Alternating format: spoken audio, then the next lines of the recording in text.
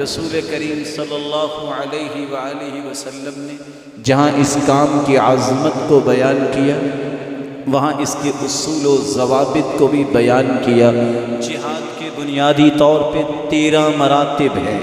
مسلمانوں کو 3 اصول زندگی میں نہیں بھولنے چاہیے، اور یہ وہ 3 اصول ہیں جس کی روشنی میں انسان کو پریشانی نہیں آتی۔ سب سے پہلا اصول، زندگی کے کوئی بھی عمل جب تک کتاب و سنت کی روشنی میں نہیں کرتا وہ کبھی فتنے سے نہیں بچ سکتا۔ اصل دین وہ ہے جو قرآن میں آیا، اصل دین وہ ہے جو محمد مصطفیٰ کے فرمان اور عمل میں آیا۔ جب تک اس کی چھاپ نہیں ہوتی وہ عمل کبھی بھی اللہ کے ہاں قابل قبول نہیں ہوتا۔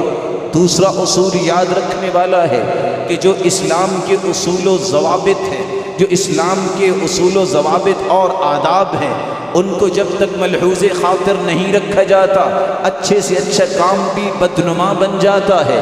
تیسرا کام، جب تک انسان کے اندر بصیرت نہیں ہے اور اسلام کی تمام روشنیوں سے اپنے آپ کو منور نہیں کرتا اور اسلام کی جامعیت اور اکملیت کو سمجھتا نہیں، اس وقت تک بھی وہ کسی فتنے سے نہیں بچ سکتا۔ اسلام کے بنیادی طور پہ 13 مراتب ہے۔ وہ 13 مراتب کیسے ہیں؟ آج جب بھی جہاد کا نام لیا جاتا ہے اس سے لڑائی مراد لے لی جاتی ہے۔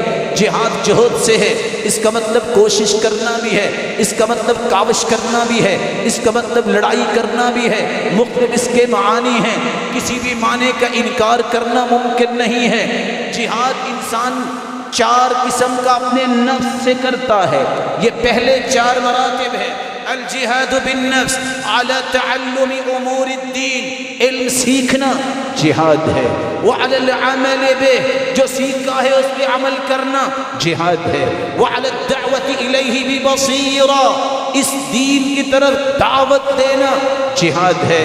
اور چوتھا، وعلی الصبر علی مشاق الدعوہ، دعوت کے میدان میں علم سیکھنے عمل کرنے میں کوئی مشقت آئے، مصیبت آئے، اس پہ صبر کرنا جہاد ہے۔ یہ 4 پہلے مراتب ہیں۔ جس بیچارے کو نماز پڑھنی نہیں آتی وہ دنیا کافر کو کیا سکھائے گا؟